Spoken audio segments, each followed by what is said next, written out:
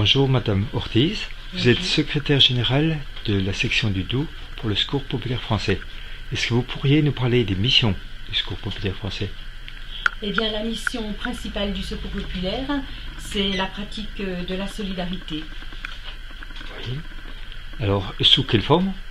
Alors, on a à Besançon, à Audincourt et à Béthoncourt des permanences d'accueil où on reçoit les familles en difficulté. Et c'est à partir de là qu'on va mettre en place nos actions de solidarité. Donc, les personnes viennent nous voir dans ces permanences, nous exposent leur situation.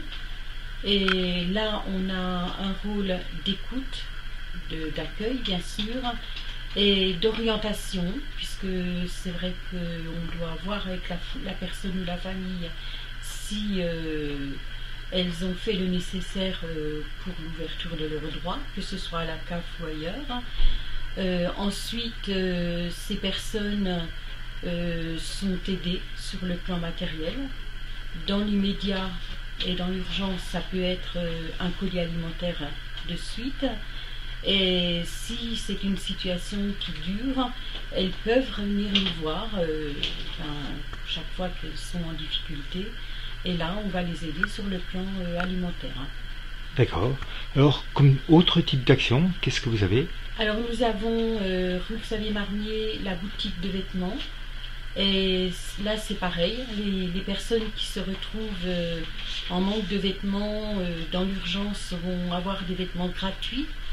Et les autres personnes viendront, comme dans un magasin, choisiront les vêtements et donneront une participation.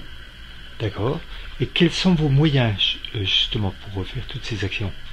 Alors, les moyens sont déjà la collecte de vêtements, collecte d'alimentation. L'alimentation, nous l'avons aussi par le plan européen d'aide aux plus démunis, qui représente une grosse partie de nos produits. C'est environ 90% de nos produits. Nous avons des achats de produits alimentaires, surtout au moment de Noël.